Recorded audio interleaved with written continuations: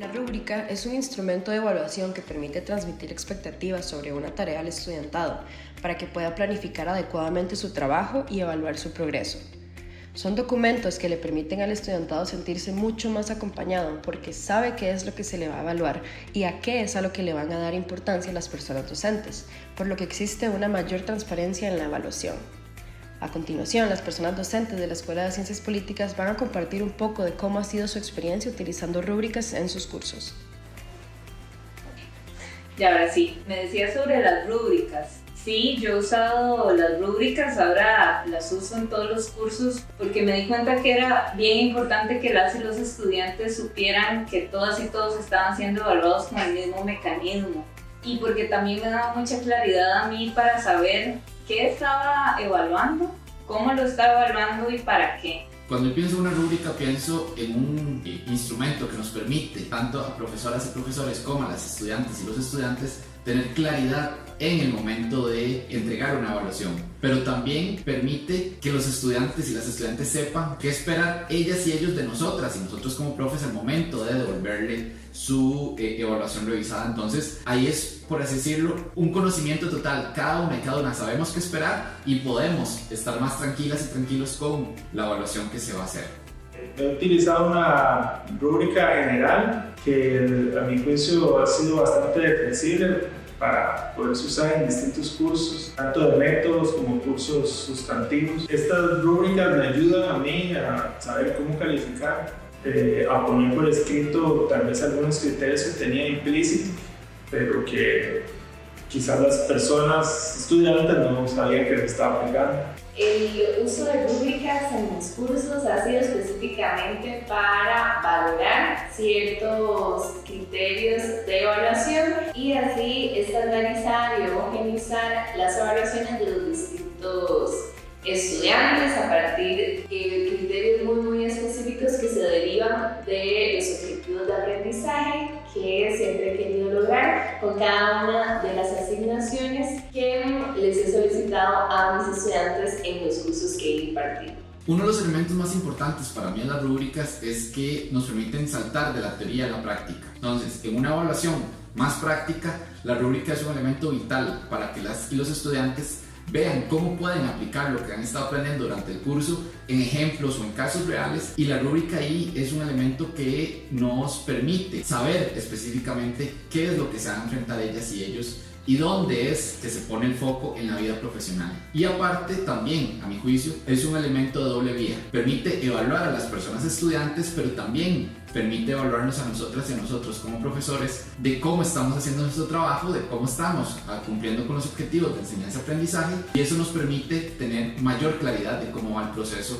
en un curso o en varios cursos. Yo creo que una de las cosas que a mí más me interesa en los cursos es no solo entender cuál es el resultado de las y los estudiantes al final de una actividad, sino ver cómo van evolucionando a lo largo del proceso en donde van desarrollando las asignaciones, y la rúbrica permitía esa posibilidad de entender cómo va mejorando un estudiante o una estudiante a lo largo del semestre o del proceso en que esté planteada esa evaluación. Y creo que esa claridad que plantea la rúbrica era una forma de operacionalizar o de captar ese progreso o ese desarrollo del estudiante en el curso. Entonces creo que por eso es importante. Claro que sí implica mucho más trabajo, pero creo que al estudiantado le facilita muchísimo el desarrollo de las actividades, porque entonces tienen una guía a priori de qué es lo que se espera que hagan en las asignaciones. Como que se quita esa cara oculta también de la evaluación de cosas que uno no sabe si están siendo importantes o no, sino que también pasa por transparentar qué es lo que uno quiere lograr con la actividad, y entonces romper con esta cuestión más del examen, así que uno no sabe bien cómo qué es lo que quiere el profesor o la profesora. Por ejemplo, cuando evalúo en cursos de análisis cuantitativo, ocurre que a veces las personas estudiantes hacen bien el ejercicio pero interpretan mal, o hacen una buena interpretación pero hicieron un pequeño error en el código, entonces el resultado es distinto. Entonces no se les puede castigar la totalidad de ese ejercicio, porque en ocasiones hay una aplicación correcta de conceptos aunque el procedimiento esté mal o a la inversa. Entonces, el tener rúbrica con distintos componentes permite evaluar cada una de esas partes. En particular, yo utilizo un criterio que determina si los contenidos están completos, o sea, si presentó todo, más allá de si está bueno o malo. Para mí, la principal ventaja y beneficio de utilizar las rúbricas de evaluación es reducir al máximo posible cualquier subjetividad en el proceso de evaluación. Porque puede ser que en el momento en que estemos revisando algún trabajo, nos podríamos, digamos, dejar llevar por criterios subjetivos desde las temáticas específicas que los estudiantes están desarrollando, por ejemplo, en casos de cursos de investigación, como usualmente los cursos que imparto, o bien inclusive aspectos relacionados con la redacción y ortografía. Entonces, el tener estos criterios bien definidos, específicos y claros es una manera de precisamente homogeneizar esas evaluaciones y así reducir al máximo cualquier criterio subjetivo, personal de mi parte que pueda estar afectando en los métodos de evaluación. Las rúbricas, yo les encuentro un pequeño problema, por así decirlo, en su aplicación, y es que si la rúbrica no queda, por decirlo de alguna forma, tan bien hecha, puede ser que algún elemento se nos escape a la hora de hacerla. Y eso es lo único que nos vamos a dar cuenta ya cuando estamos evaluando y cuando estamos haciendo la revisión del documento. Entonces ahí una estructura súper rígida podría probablemente generarnos algún tipo de error o de problema si pudimos prever todos los elementos de la evaluación. Entonces, ¿cómo detallar más la rúbrica sin que sea mucho más engorroso para la persona docente y que tampoco sea un exceso de información para las personas estudiantes? Porque no se trata de que la rúbrica sea más larga que la oración, ¿verdad? Entonces, me gustaría tal vez eso, poder detallar un poco más la rúbrica, quizás separando algunos componentes, por ejemplo, el de redacción, separarlo del de construcción de bibliografías, tal vez el criterio numérico de cuántos rubros debería haber en una rúbrica sería útil como regla de dedo para saber en qué rango debería estar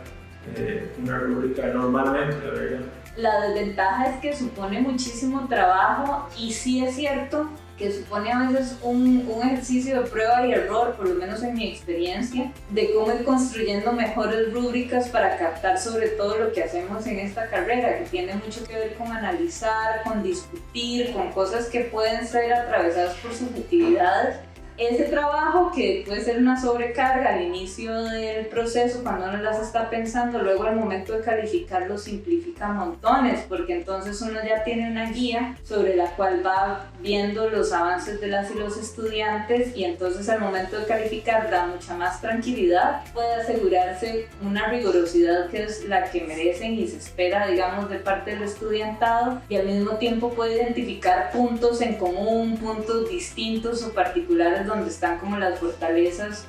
del grupo, cómo ha ido avanzando, y sobre todo los procesos individuales o de pequeños grupos del conjunto, digamos, de estudiantes que están en los cursos que nos están impartiendo. ¿Qué le preguntaría yo a otro profe sobre su experiencia en las rúbricas? Bueno,